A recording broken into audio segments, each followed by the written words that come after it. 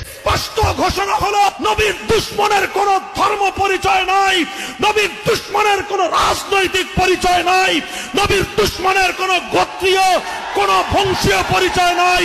নবীর দুশমনের একটাই পরিচয়, ও মানবতার দুশমন, ও বিশ্ব সভ্যতার দুশমন, ও আল্লাহর নবীর দুশমন, সে আমাদের জানের দুশমন।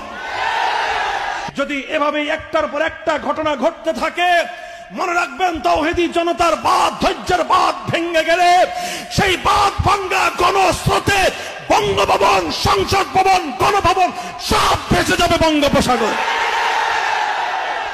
হে ইমানদার মুমিন মুসলমানরা, ঈমানের দায়িত্বহীন কথা শুনে রাখো।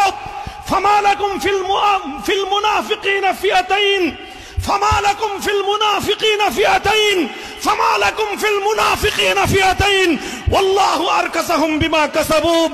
আজ জাতি দুই ভাগে বিভক্ত। এক ভাগ আল্লাহর নবীর ইজ্জতের হেফাজতের জন্য জান কুরবান করতে প্রস্তুত হয়ে গিয়েছে, আর আরেক দল তাদেরকে তিরস্কার করবার জন্য প্রস্তুত হয়ে গিয়েছে।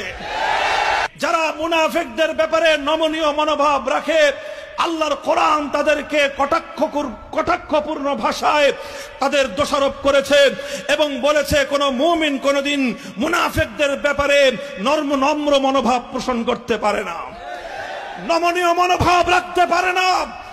কাজেই আজ যারা নবীর দুশমনদের ব্যাপারে কোন ধরনের নমনীয় মনোভাব পোষণ করবে, তাদের সঙ্গে ঈমানদারদের বন্ধুত্বের সম্পর্ক থাকতে পারে না।